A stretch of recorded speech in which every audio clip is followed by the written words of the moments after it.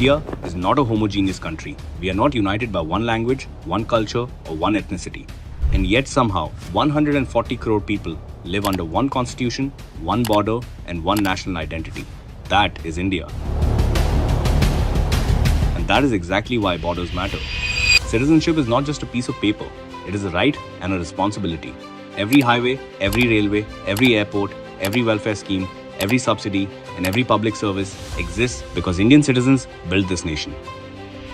And naturally, the first right over these opportunities belongs to Indian citizens.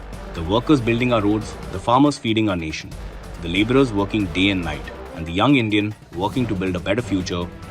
But illegal infiltration changes this equation. It is not just about crossing a border, it is about entering a system built for Indian citizens, a system funded by Indian taxpayers and to serve the people of India. This is exactly why the government of India has elevated this issue to the national level.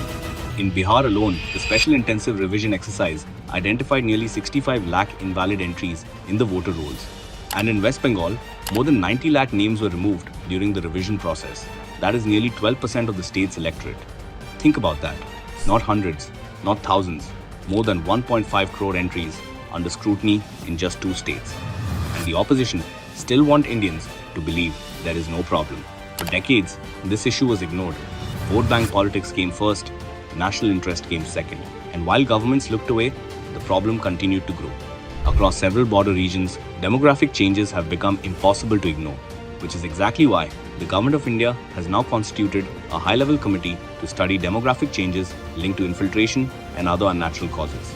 And perhaps the biggest question Indians should ask is this: how many times must this nation pay the price? In 1947, India suffered one of the most painful partitions in human history. Millions were displaced, families were destroyed.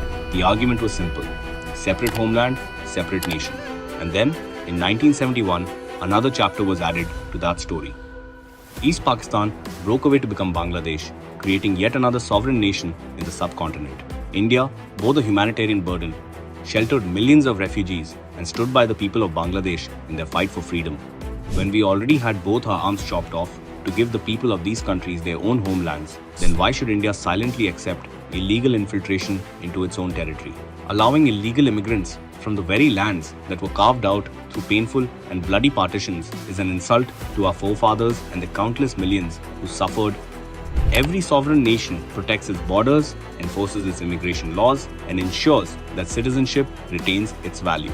Every serious nation understands that national security begins at the border, and India has that right too. And now, the message from the Home Ministry is crystal clear. The era of looking away is over. Remember what they said about Naxalism? They said it could never be defeated. They said the Red Corridor would remain forever. For decades, governments and the threat expanded. But then came decisive action. District after district was reclaimed. Network after network was dismantled. What once seemed impossible is now becoming reality. And today, India is completely Naxal-free.